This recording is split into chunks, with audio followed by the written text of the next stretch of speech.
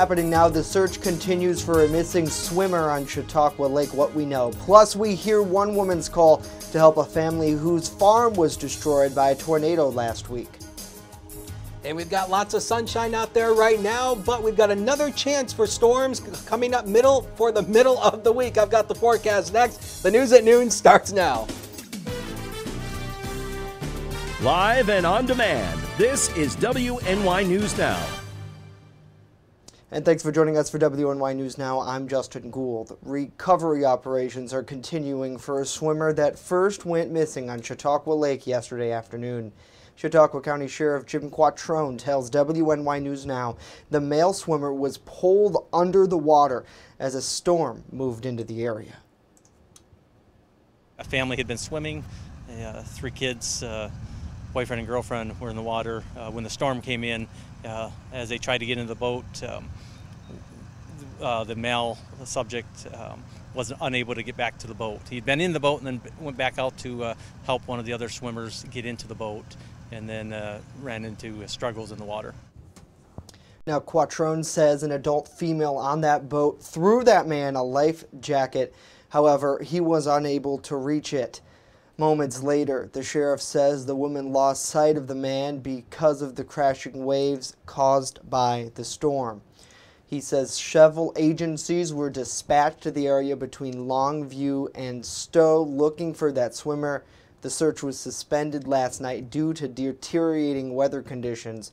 Now, early this morning, first responders set up to continue searching for the swimmer's remains. Chautauqua County Executive P.J. Wendell was part of the initial search yesterday, and he says he knew the missing man personally. He says, like many other first responders, he must follow through in the search effort. It's devastating. I mean, you think you went out for a day of boating on the lake and it ended the way it did. It's just tragic. I did know the individual. His son played football with my son, so I knew who the person was, and I think that's even more difficult. Now, Wendell is reminding everyone on the lake to use caution and always make sure they wear their life jackets. Well, other news, a GoFundMe page is collecting donations for a family whose farm was destroyed by a tornado in Chautauqua County last week. Sarah Sprague launched the fundraiser for the Margzinski family on Barnes Road. She says their home got away with minor damage. However, their workshop, barn, and much of their pasture fencing has been destroyed. Now, since launching, the fundraiser has raised over $1,500 with a goal of $5,000. The tornado ripped through parts of the town of Portland on Thursday afternoon. The National Weather Service classified the storm as an EF1, reaching max wind speeds of 100 miles per hour. Well, U.S. Senator Chuck Schumer is stressing the need to reopen schools safely this fall. The senator recently announced a plan to put nearly $180 billion into schools to limit the spread of COVID-19 and level the playing field when it comes to distance learning. While speaking downstate yesterday, Schumer stressed the need to listen to scientists and come up with a nationwide reopening plan. He says it is also vital to keep agencies like the Centers for Disease Control and Prevention open to fight COVID-19. We are going to do everything we can to make sure that the CDC is fully funded in the stimulus package. The administration's talking about, and the Republican McConnell is talking about cutting it. That would be cutting your nose to spite your face. We need the CDC to help us fight COVID. The State Department of Education recently released guidelines for school districts to reopen. Students must wear masks when they're within 6 feet of each other. Their faces also have to be covered when they're in hallways, restrooms, and on school buses. The state also wants schools to limit the number of visitors on grounds. Well, one of the area's largest football leagues has canceled their upcoming season due to COVID-19. The Cattaraugus County Midget Football League posted the news on social media yesterday. In a statement, the group says they attempted to hold out as long as they could to keep that sport alive, but several concerns remained, including how an accelerated season would impact player health. If you remember last week, New York State's Public High School Athletic Association announced they are delaying the official start of this fall's 2020 sports season. Officials also voted to cancel the 2020 region and state championships. They say they're preparing to implement a season schedule in January if high school sports remain prohibited throughout the remainder of the year. Well, we thank you so much for joining us here for WNY News Now as we continue to bring you updates on local news that matters so much to you. Got to say hello to Cindy. Good to see David. Good to see Rory and Wallace as well. Hopefully everybody is having a great afternoon and enjoying the beautiful weather that we have outside. Speaking of that weather, let's now get a check of it with Chief Forecaster Dakota Hunter. Hey, Dakota. Hey, Justin, and happy Monday, everybody. We made it through another weekend. Now we're back into another week here. Here's a live look coming from the Seneca Allegheny Casino in Salamanca. If you know what cloud types these are, you get a bonus point from me. They are cumulus clouds, fair weather cumulus clouds overhead, 77, but the dew point up there at 63, so it's a little bit humid once again today. First Defense Doppler radar, nice and dry, had a nice workout once again last night, and of course we were here yesterday keeping our eyes on it, so today feels more like a Tuesday to me than a Monday, because obviously I was here keeping an eye on the storms here, and the whole team was here obviously yesterday keeping our eyes on it. Speaking of the rain yesterday, 1.07 inches was the official rainfall total here in town. Falconer just about to 0.88 inches, Randolph 0.84, Westfield 0.79, Olean 0.7, and Mayville 0.67. So the rain was heavy in pockets. It was near tropical rain, so where it rained, it came down in buckets, obviously due to the tropical humidity. 84 was the high yesterday. The rain held down our forecast high temperature. We were expecting 88 yesterday. We actually fell 4 degrees short of our forecasted high, and that was actually due to the rain that came in actually beforehand. 67 is, of course, where we bottomed out this morning. 93 and 39 are the record highs and lows for this day. So through the afternoon, a sun and cloud mix. It should become mostly sunny for the later afternoon. Humid, but a nice day overall. 79 at the immediate lake area water to 84 well inland, but it will be breezy with a west wind averaging about 10 to 20. Some wind gusts, maybe around 30 to 35 miles per hour. One more, we get a refreshing day tomorrow, but then another chance for storms on Wednesday. We'll talk about it in a few. Justin. All right, Dakota, thank you. The Chautauqua County Department of Mental Hygiene is cautioning parents and guardians about a new TikTok Benadryl challenge. This challenge involves taking large amounts of Benadryl that try to achieve a high and eventually hallucinate. Health officials say this is extremely dangerous as it already sent many teens to hospitals in distress. Parents are now being warned to keep an eye. Hey shoppers, don't forget your masks because starting today, some of the nation's biggest stores are requiring customers to wear one. That includes Walmart, Sam's Club, CVS, and Walgreens. Executives at Walmart and Sam's Club say they're following guidance from health officials to help protect people to help control the spread of coronavirus. The CDC recommends that everybody wear face coverings in public settings and when around those outside of your household. Other retailers have also announced upcoming mask mandates, which include Kroger, Target, Home Depot, and Lowe's. Now, here in New York, an executive order already requires all of us to wear masks when not able to maintain social distancing. Coming up next, an update on the state's fight against COVID-19. We hear from Governor Andrew Cuomo. And later, what happened today, 50 years ago. Stay with us as WNY News Now continues.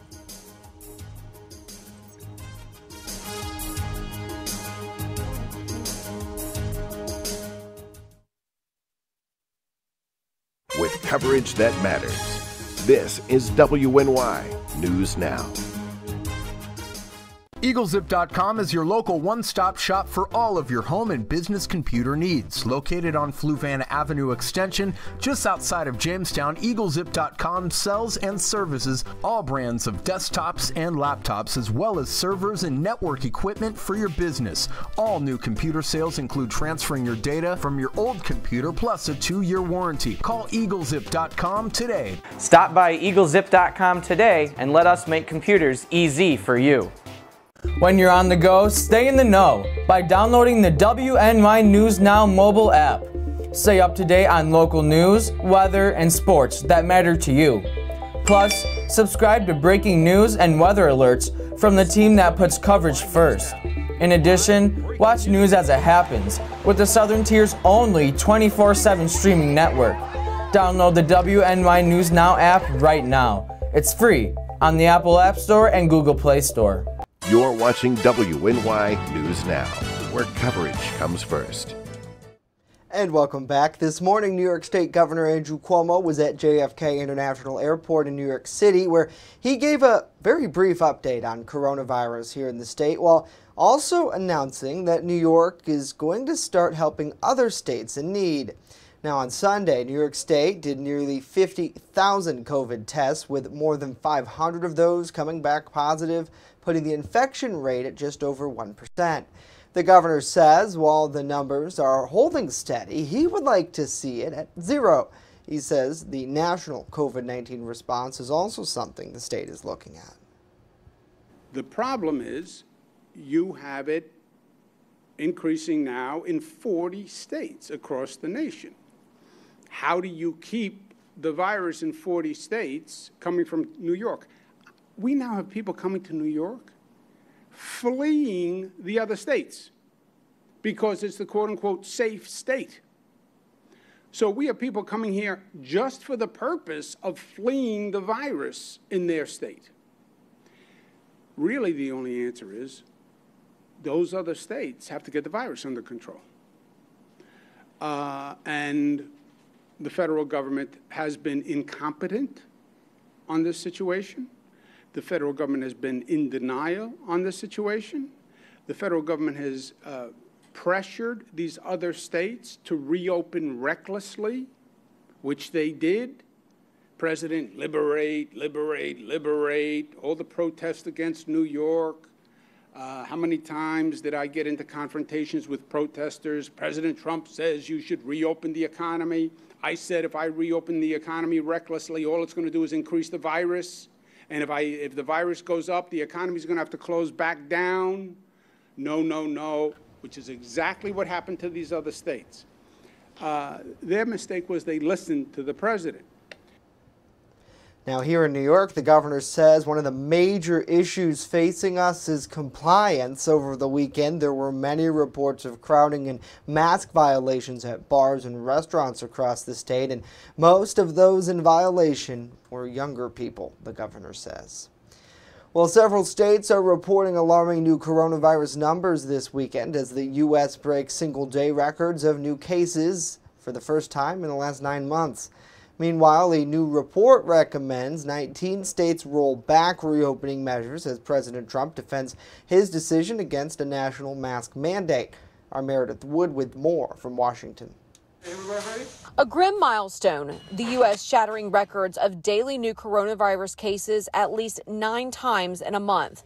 Alarming new coronavirus numbers reported in several states, including Florida, which is a hot spot. If things continue and this continues to be unmanageable, we're going to have to make some dramatic decisions, like potentially a stay-at-home order. On Sunday, the latest numbers out of Florida showed more than 12,000 new infections and 87 deaths reported. Hospitals there are struggling to keep up with the surge of patients. Texas also seeing a sharp rise in COVID cases, as well as Georgia and Mississippi, where despite the surge, the governor is defending his decision to not issue a statewide mask mandate. If I believed that was the best way to save lives in my state, I would have done it a long time ago. On Fox News Sunday, President Trump also saying he would not issue a nationwide mask mandate, downplaying the virus. I will be right eventually. You know, I said it's going to disappear. I'll say it again. But it's going to disappear. Does that discredit and I'll you? be right. I don't think so. Right. I don't think so. You know why it doesn't discredit? Because I've been right probably more than anybody else. This comes as an unpublished report prepared by the White House Coronavirus Task Force recommends 18 states, including hard-hit Florida and California, roll back reopening measures. This virus preys on our division. It preys when we get exhausted. It preys on us in those moments when we don't have a unified national front or we as individuals think, this ain't going to be a big deal. We have to be as vigilant right now as we were the first day. I'm Meredith Wood reporting. Meredith, thank you. Meanwhile, the CDC has updated guidelines for those with COVID-19 who are isolating at home. Under the new guidelines, a person may stop isolation 10 days after symptoms first appeared, as long as 24 hours have passed since the last fever without the use of fever reduction medication, and if symptoms such as coughing and shortness of breath have improved. Well, this is the last week for the $600 bonus added to state unemployment benefits. The boost was added back when state benefits is more than the 2/3 of workers made on the job, which caused some controversy. Congressional lawmakers are beginning to work this week on the next economic stimulus package, but it's unlikely that they'll agree on much less approve the next step to help unemployed Americans before the payments lapse. While the coronavirus relief program technically doesn't expire until the end of the month, this coming week will be the last for paid benefits. That's because payments are only provided for weeks ending on either Saturday or Sunday. A change is likely to be a blow to many unemployed people because the economy is still far from recovered from the pandemic, experts say. Well, for the first time ever, the cast of Parent Trap is getting back together. Lindsay Lohan, Dennis Quaid, and Elaine Hendricks are now joining other cast and crew to share their memories and favorite moments from the 1998 film. It's to honor the film's 22nd anniversary. Katie Couric is moderating and releasing the virtual reunion on her Instagram page starting today, and it's all for a good cause, too, to help raise money for various nonprofit organizations around the world. Pretty cool to see. And Parent Trap was a big one for a lot of the 90s babies out there. Certainly a pretty cool movie. And a lot of people, Dakota, I remember this when I was a kid, if their parents were, undergoing some sort of stress or disagreement, they always seemed to try to rely on that movie for advice. I have never seen it. No? Never. And you're a 90s baby and you've never seen Parent Trap. Seen that. Wow. I thought you would. That's why I put that in that segment, because I'm like, Dakota would have to know about this one. Okay, well, so much for that. All right, come back to me. I'll line up another toss for you. Well, this weekend was absolutely beautiful, minus a little bit of rain out there. Let's check in now with Chief Forecaster Dakota Hunter. You gotta love this, the little quirky stuff that we try to do to be cute. Yeah, we're just cute and cuddly. We're like a teddy bear around here, cute and cuddly. Speaking of cute and cuddly, how about this? Did you see the sunset last night? Oh my goodness. We always have fantastic sunsets after storms. Look at this. This is on Lake Erie. You could frame this and literally put this in a museum somewhere. Thanks to Tabitha for sending this in. The waves on Lake Erie with the sunset. We had literally hundreds of these, and it was, it was a chore for our social media manager to go through all these. But man, here's another one from Lake Erie. Man, how about this? Another great shot here. And this is actually from North Main Street. There's the 7-Eleven right there. Rosa sending this in. And after the storms, we actually had a nice rainbow showing up in the sky. And of course, Danny sending that in. Of course, if you have any pictures or videos of the weather, Hunters WX on Twitter, the First Defense weather page on Facebook, and also make sure you use the hashtag MyLocalWX. And temperatures, we actually did the calculations on this morning. If you think it's been hot this month, oh, right you are. All the days here that are highlighted in orange are high temperatures that have been above the average for the date. When you factor all this in, our average temperature for the month is up to 80.7. That's 10 degrees above normal to where we should be. And as we stand right now, this is the warmest July on record in the city of Jamestown, dating all the way back to 1890. So that basically means something when it's been this hot. So here's the weather breakdown. More sunshine. Arr, arr, arr, arr. A nice way for Tim Allen for you. A little bit more refreshing tomorrow. There's going to be a little bit less humidity in the air tomorrow, so that'll feel nice. Another threat, once again, for possibly some stronger storms on Wednesday. It's a low-end threat for now, but we're keeping our eyes on that, and it turns warmer again by the second half of the weekend going into next week. 76 as of noon hour right now. Healthy, stiff west breeze of 15 miles per hour, and the dew point is making it feel more like 78, so the dew point's going to be a factor once again today. So severe weather outlook from the Storm Prediction Center has basically the far eastern part of Chautauqua County into Cattaraugus County and then all of Warren County under a low-end marginal risk. That's a level 1 out of 5. This is for Wednesday, and again, chance maybe with another front coming our way. Some storms could be strong to severe, so we're keeping our eyes on that. The main threats from that, just like Sunday, should be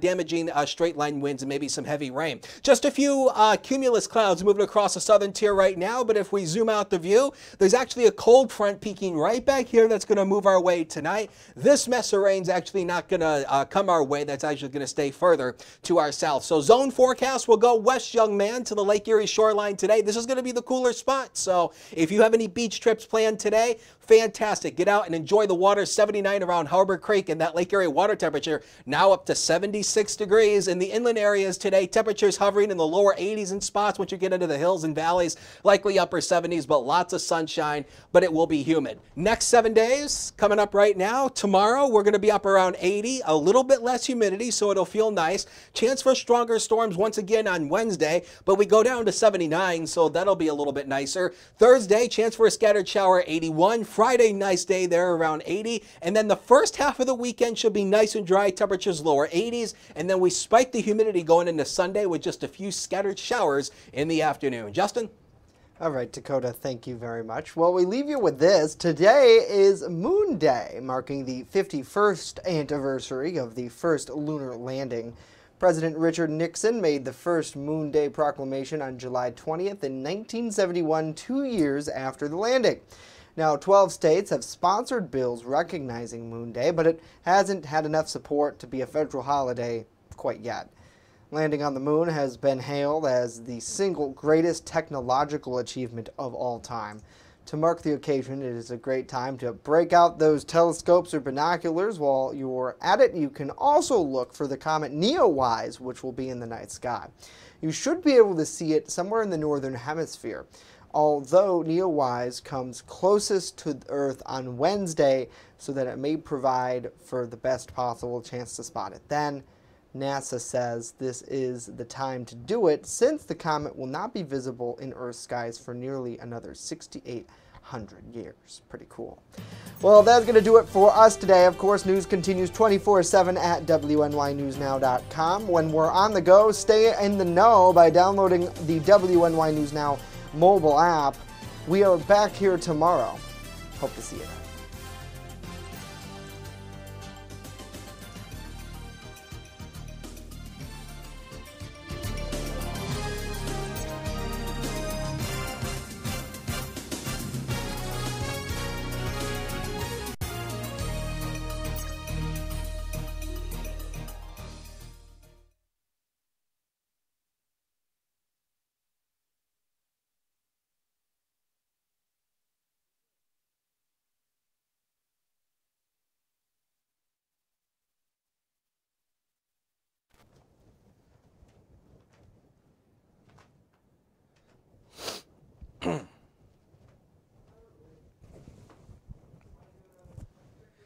This is a mic check. Web weather will be coming up in just a minute.